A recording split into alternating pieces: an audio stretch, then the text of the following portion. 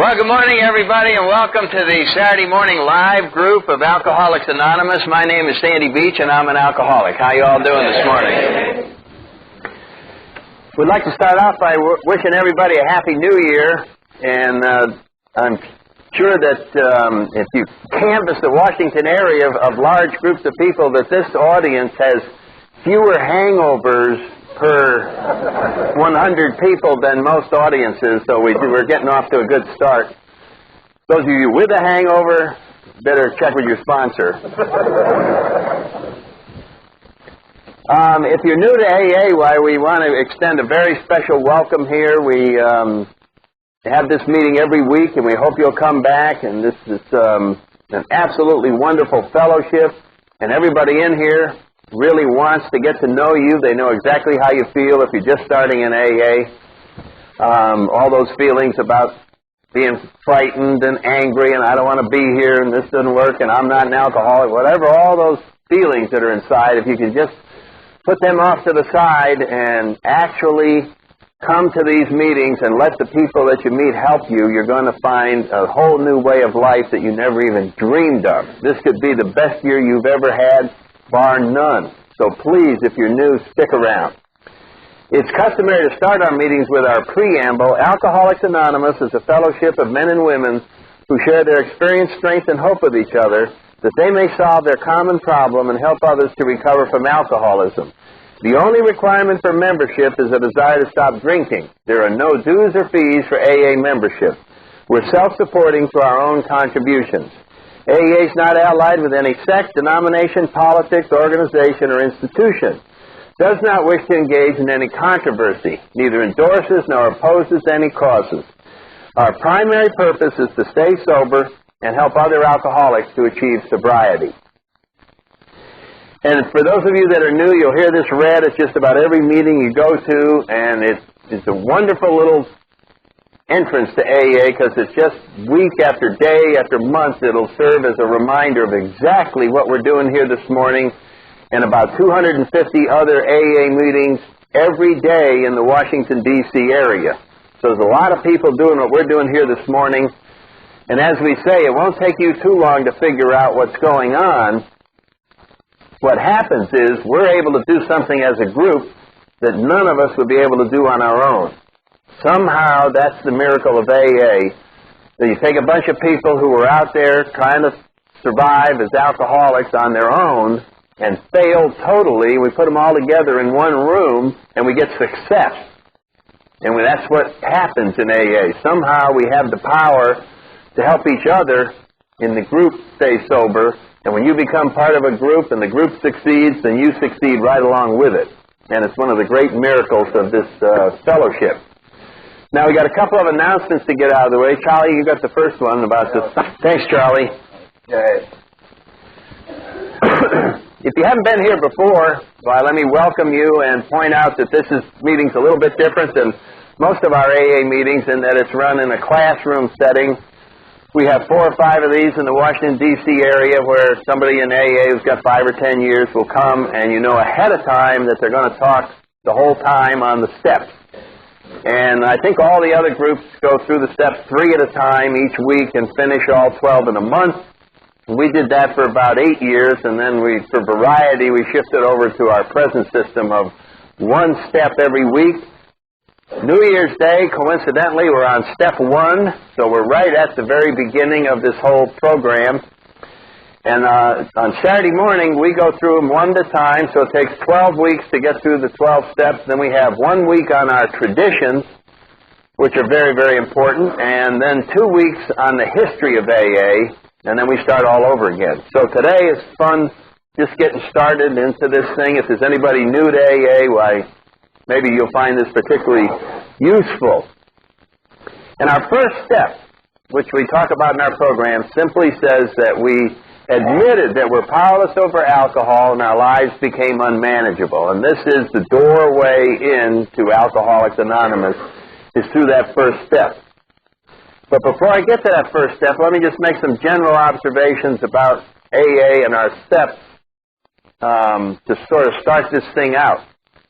Alcoholics Anonymous is now in probably 120 countries with 60 to 70,000 AA groups and 2 million miracles of sobriety, where hopeless alcoholics are now living very happy and productive lives. And so the reason for mentioning all this is that it works. It's not a theory. It's not, when you look at these 12 steps, you don't look at them and go, God, I wonder if this would be any good. You know what I mean? Which is how a lot of us read this stuff. Well, I don't know. That doesn't seem to apply to me. The point is, this has been working for a number of years. AA was started in 1935 with just 2 people, and we talked about that in our history, and now, in this relatively short period of time, there's hardly a town in this country that you will go to that there isn't an AA group. And around here, there's meetings morning, noon, night, midnight meetings, men's meetings, women's meetings, you name it. There's meetings just everywhere that you go. And society has pretty well accepted AA, and it's just a remarkable phenomenon. And so we have the meetings, and we have sponsors, and we have the literature, and we have conventions, and we have retreats, and we have all kinds of activities. But let me tell you something. The heart of Alcoholics Anonymous are the 12 steps.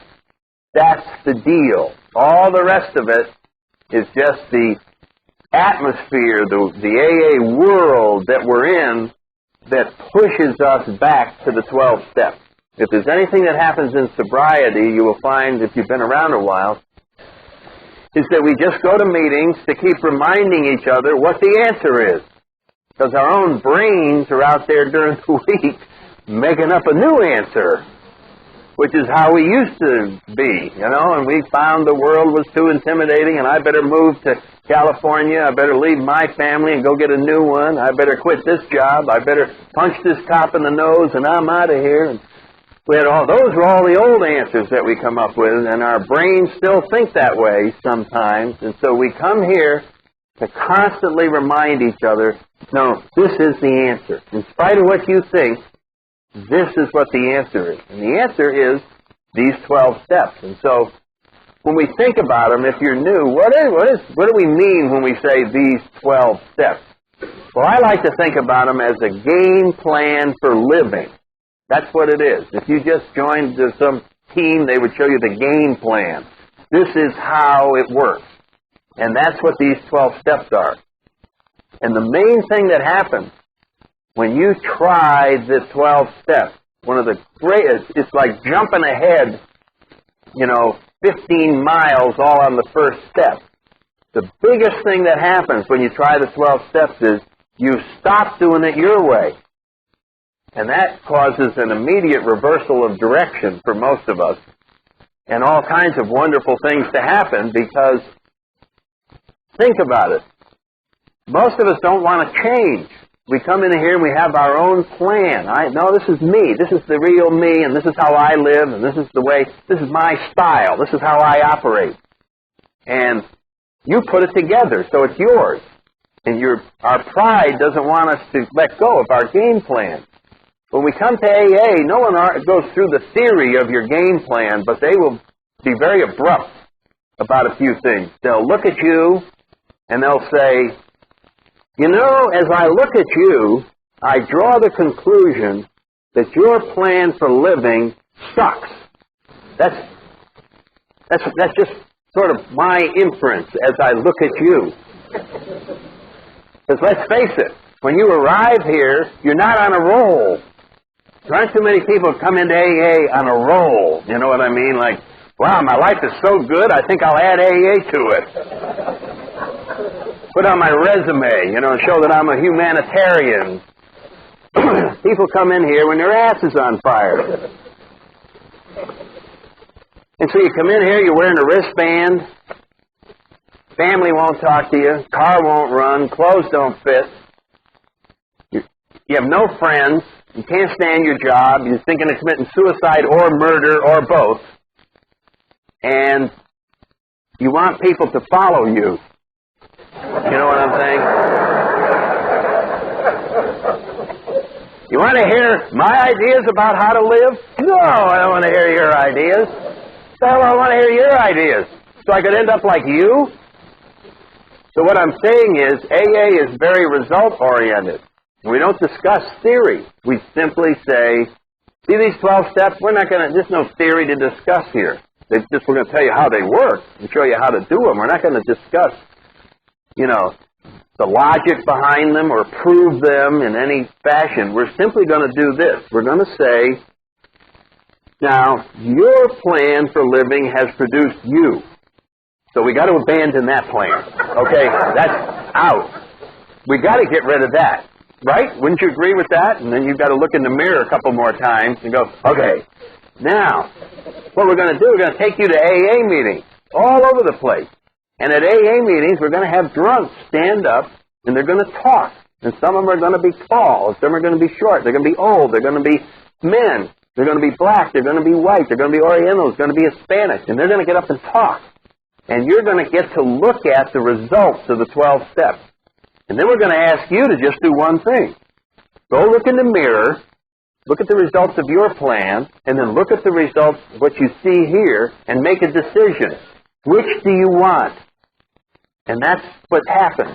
And we have that in our chapter 5. If you want what we have, and what we have is what you see at the meetings. You see people with happy sobriety who seem confident, who are looking forward to every day, who talk in a way that is appealing to you, who have the sense of humor about life, and you just go, I like that. We don't get up here and go, I'm a big shot, I have this job, and I have this.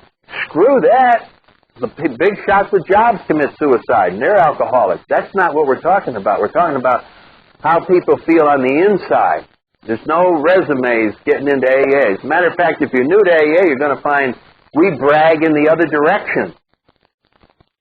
Before you come to AA, you talk about, well, I went to school here, and I am this, and I got money in the bank, and I'm very important. You come in here, and it's like, you were arrested 12 times? I was arrested 13 times.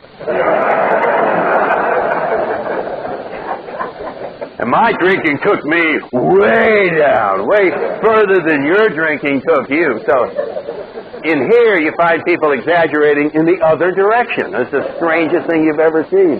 Oh, I'm much worse than you, Because we noticed at discussion meetings, the guys, well, I've been arrested 12 times. Everybody listens, it sounds like one of those stockbrokers, Well, my broker is Charlie B, and Charlie B says, oh, it's just the New Year's. We're going to settle down next week, I promise. So what we're saying is, we know it's very difficult to let go of your control of your life.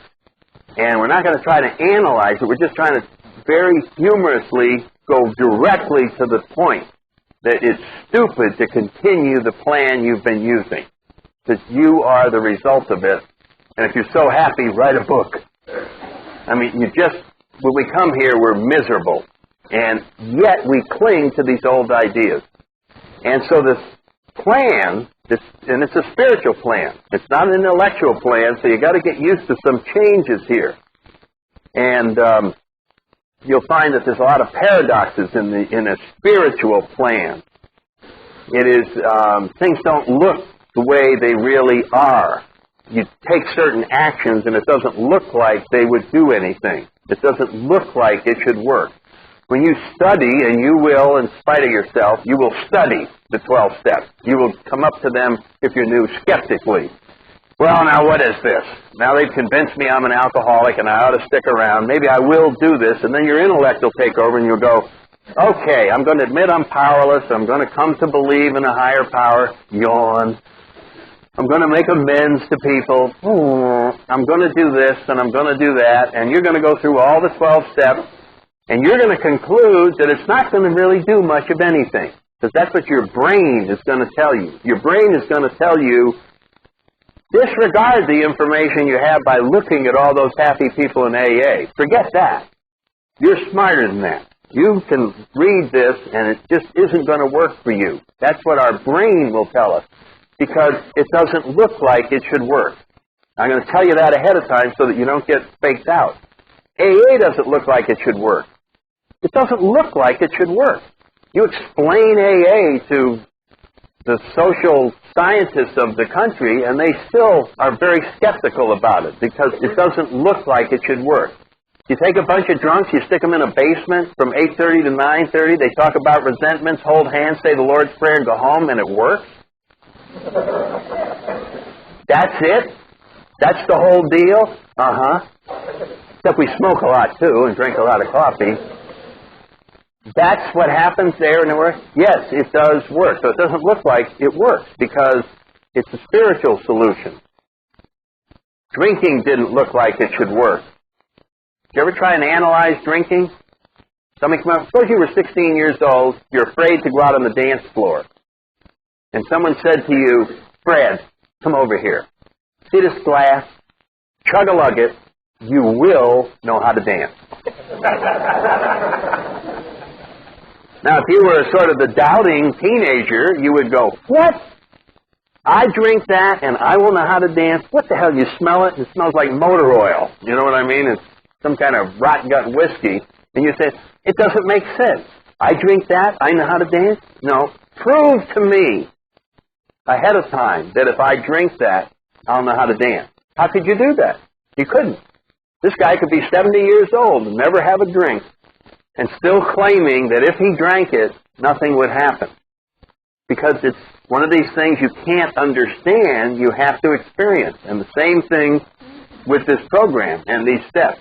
They won't make sense till after you do them. And then you'll go, whoa, now I see. Now it is revealed to me what happened. Just like when you poured that whiskey down and you got like Steve Martin, those happy feet. Woo! And you were out there doing the dances people never saw before. But it came to you. In other words, something happened. This alcohol contained the power, when it got inside of you, to literally transform you and the way you looked at things. And that's why we drank. Alcohol had a very definite parallel to a spiritual program.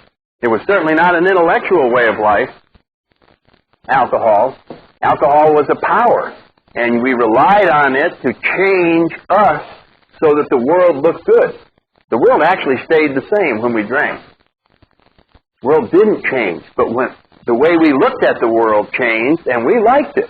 It's like it changed the world into Technicolor. And so drinking was my game plan for living, and it was for most of us alcoholics. What was your plan for living? It wasn't a very complicated one if you're the typical alcoholic. Your plan for living was, step one, get a drink. Right? A problem occurs. You're trying to make a decision. You're tired. You need energy. Whatever it is, what was step one in your plan for living? Go get a drink. And then more will be revealed. You remember that? It was like, you didn't really see the whole thing. You just knew if you did certain things, you would come up with the answer and you would know how to function in life perfectly. And so that was, alcohol was a very sort of a chemically spiritual path because it just did the same sort of thing that the program does, only much quicker. It was sort of an instant conversion. You just got 3 drinks down, and you became serene. So it was a marvelous transformation. And it all takes place in the privacy of your own body and mind. And nobody sees it coming. They see you all uptight, and then 15 minutes later they say, hi! You know, you're buying everybody a drink, and you don't have any money. And you have a day-at-a-time philosophy. Each drink could be merry. Tomorrow we could be dead. Who needs the rent money? It's not due for a week. I may be dead at the end of the month and I won't owe the rent. You know, it was that wonderful freedom to be stupid. So anyway, there's a marvelous parallel between that. So all of this requires no intellect.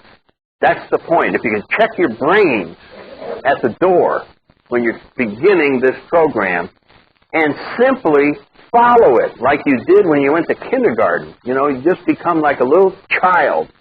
Because what you're going to be done, if you're new, you're just going to be led out of the darkness by the people who are coming before you. And it's just, that's how it works. The longer people have been in AA, the closer they're getting to the to this wonderful answer, and they're pulling their pigeons, and they're pulling the next crowd, and we're all just going. And so when you're new, you just stick your hand out, and you get a sponsor, you get a home group, and just allow them to lead you right along. Now, if you did that, you'd have the most wonderful sobriety you can imagine. The problem is, our brain and our ego, me being led, that doesn't look good. I got to start interjecting my own thinking into this thing. Besides, at discussion meetings, they want to hear what I have to say because they call on me. And I certainly want to look good when it comes around to my turn. So we're always trying to come up with something intelligent to say at meetings so that people will like us. Well, they already love you. We don't have to do that. You just have to share from your heart how you're feeling that day. You don't have to come up with the answer to the universe. And so the program is a very simple thing, but I'll guarantee you, you will complicate it. You will complicate it by resisting. That's all that'll happen. You will resist every damn step along the way. And Bill writes about this in our literature. But the first step is the one that we cannot compromise on. The rest of them are things that we work towards, and they are perfect goals that we're trying to achieve. But the first step, we can't screw up on. We cannot fail to do it 100%, and that's what we're going to emphasize for the next 10 or 15 minutes. What does this mean in this first step? When it says we admitted we're powerless over alcohol, that our lives have become unmanageable. It's basically saying my game plan for living has to be thrown out the window. I am going to do a lot of changing here. And you know what you have to change? And this is almost insurmountable when you first come to AA. You have to change your mind. This is, like an alcoholic changing his or her mind is like the Queen Elizabeth turning around in the Potomac. You know what I'm talking about? It's like 50 million tugboats are pushing on this end and that end. And finally the alcoholic goes, okay, I'm an alcoholic. You remember this decision that you weren't an alcoholic? No, not an alcoholic. The denial and all of that went on for years.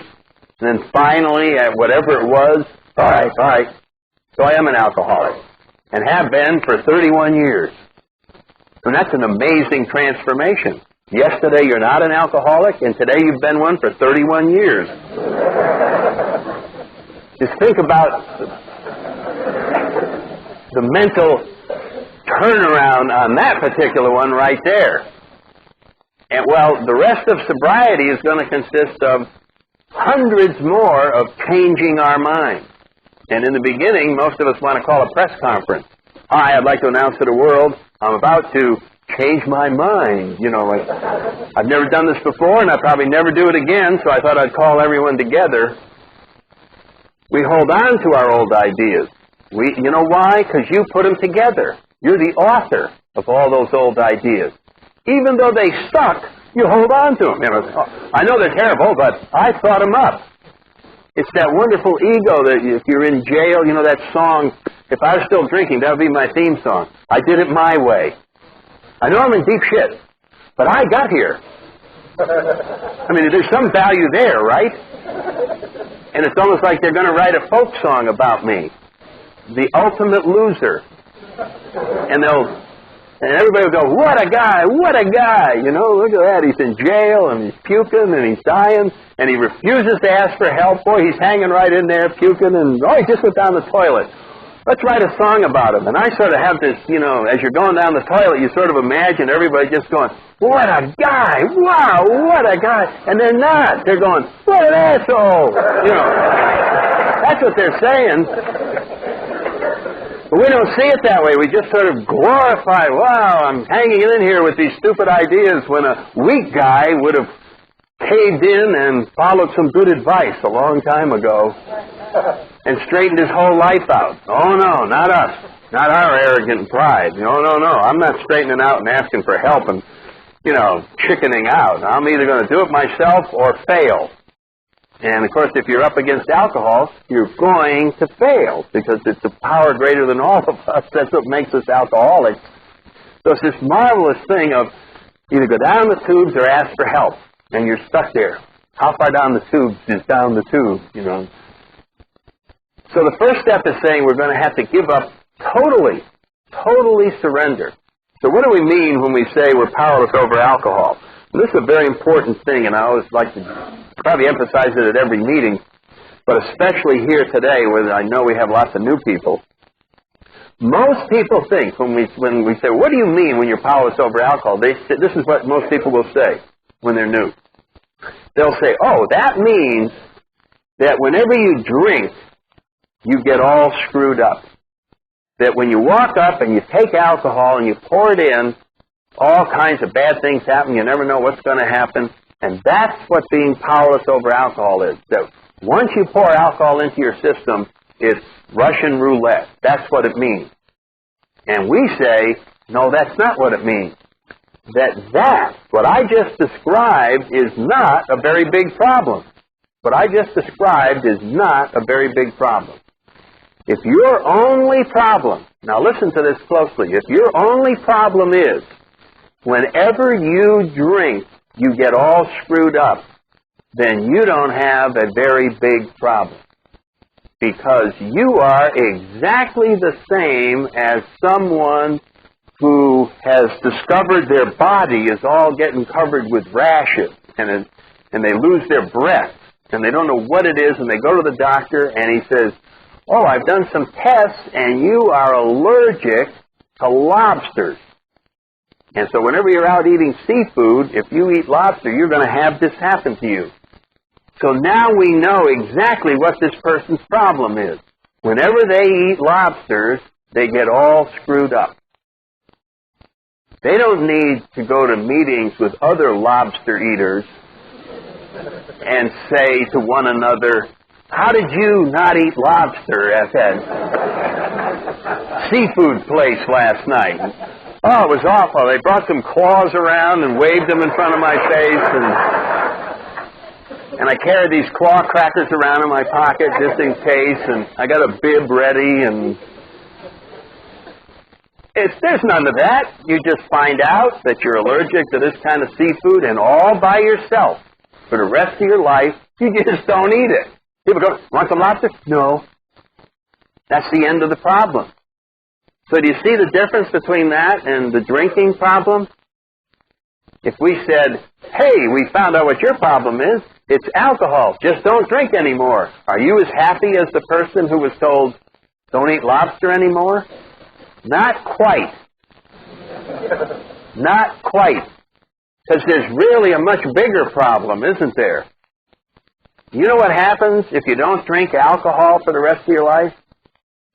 You're going to be sober for the rest of your life. All the time. 24 hours a day, 365 days a year, you will be sober. Remember that? I forget that comedian used to drink a lot, and he said, when I get out of bed in the morning, when the guy who doesn't drink and I get out of bed in the morning, that's as good as he's going to feel all day long. You know what I mean? And that's how I thought about being sober. When somebody said, you're going to be sober all the time, I suddenly blurted out, well, wait a minute. That's my problem. Every time I'm sober, I don't like it. We really ought to call this Sober Anonymous. Why do you think I went into a bar? A bartender, could you come over here a minute? You're not going to believe this. I'm sober again. Have you got something that could fix this horrible situation that I'm in? Yes, have 3 of these. You will not be sober after... Thank you. 1, 2, 3. Ah, there I am. Thank God. Relief from sobriety one more time. So we had a different problem. Us alcoholics have a problem that alcohol fixes. Everybody focuses in on the problems that alcohol cause, and that doesn't help you understand alcoholism at all. I mean, if you could get a non-alcoholic, put a funnel in their mouth, hold them still long enough, and pour enough of that stuff in there, they would have a lot of the problems that we have.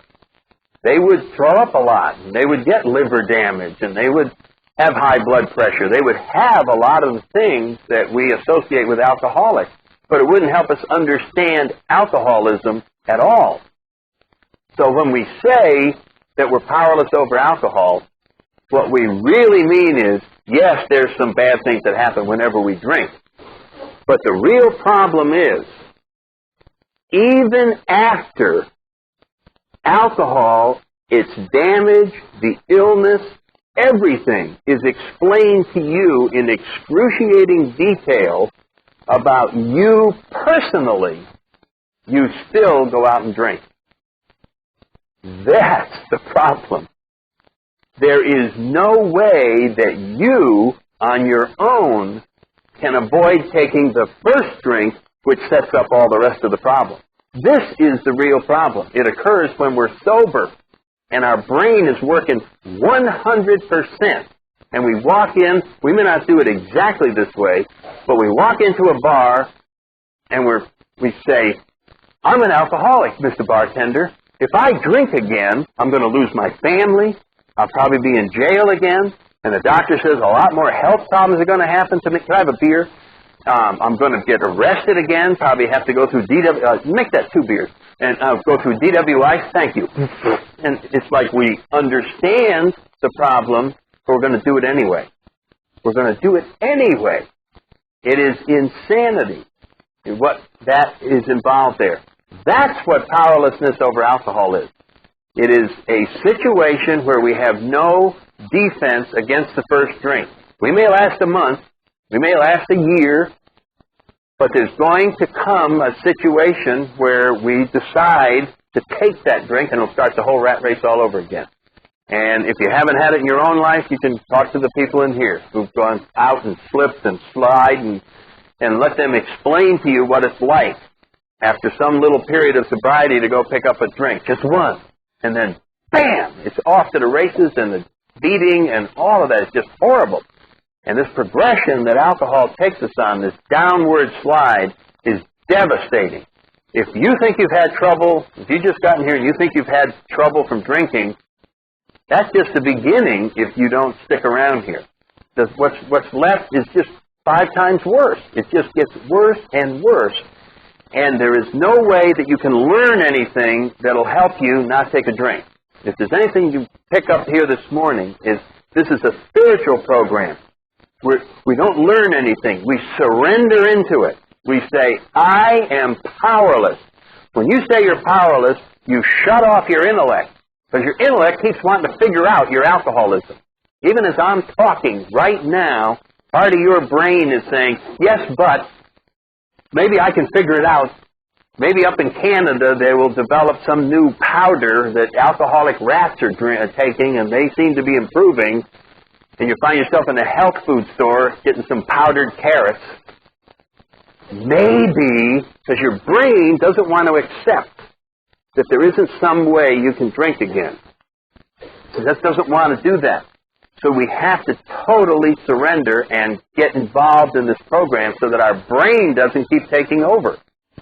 And that's what surrender is in this first step.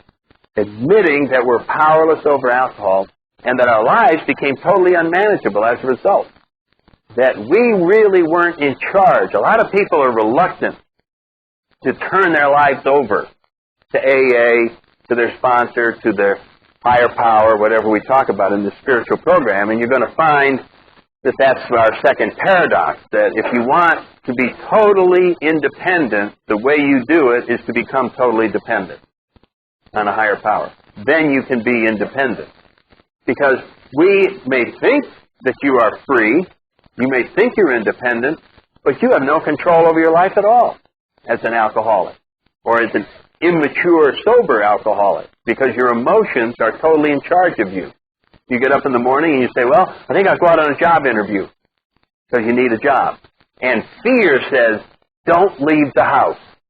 So you don't leave the house. You see what I'm saying?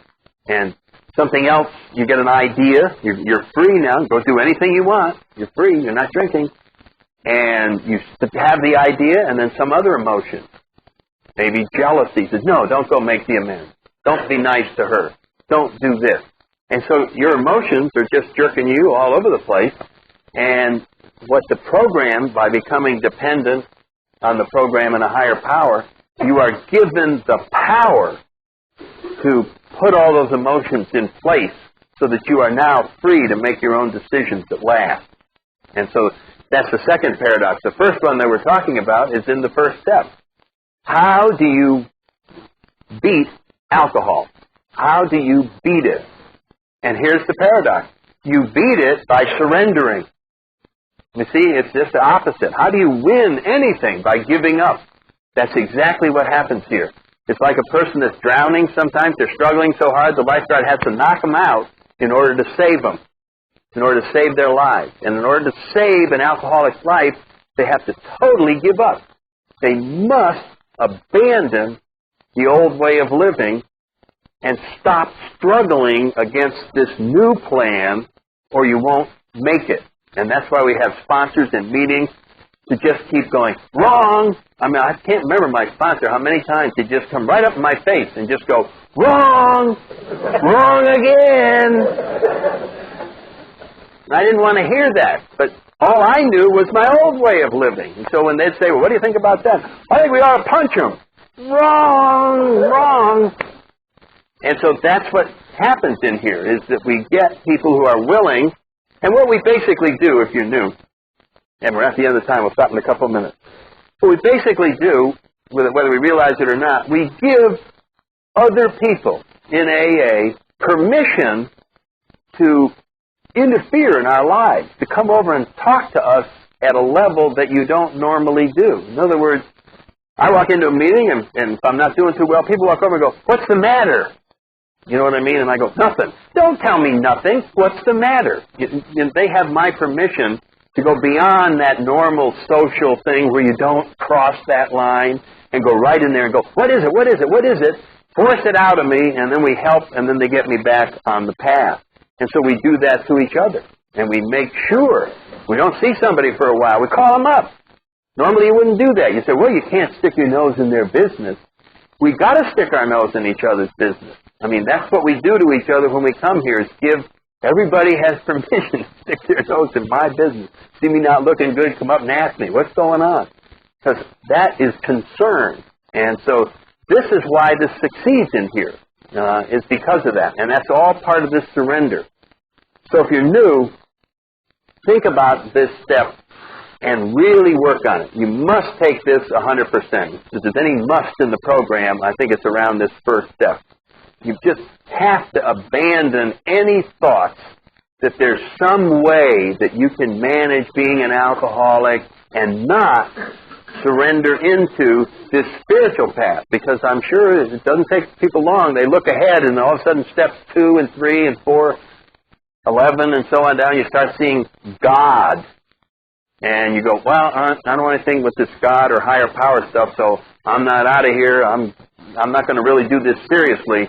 Well, let's save that for when we get to those steps. But we understand that resistance. So if you're new, start the new year out by just picking up a handkerchief, you know what I mean? And just go, this is it. I totally give up, but this is what you're in charge of. You don't give up everything. This is your job. Totally give up. Just follow what the damn sponsors in the meeting tell you to do. Go to this meeting, go to that, yeah. And then your job is evaluate the results.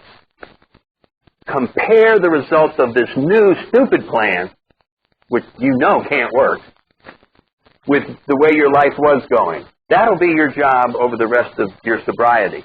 And we do that at meetings where we stand up and we tell our story. And we just go, let me give you an evaluation of what it's been like to follow this stupid plan for 29 years. Fantastic! You see what I'm saying? And you hear our evaluation of this plan. So if you're new, give it up. Totally give it up, and then report to us how well it's going. We got a great way to wrap this thing up with the Lord's Prayer for anybody who would care to join in. Whew. Hey, Pastor. Art in heaven, hallowed be thy name. Thy kingdom come. Thy will be done on earth as it is in heaven. Give us this day our daily bread, and forgive us our trespasses, as we forgive those who trespass against us. And lead us not into temptation, but deliver us from evil. For thine is the kingdom, the power, and the glory, forever and ever. Amen. Keep coming back. It works if you work it. This is the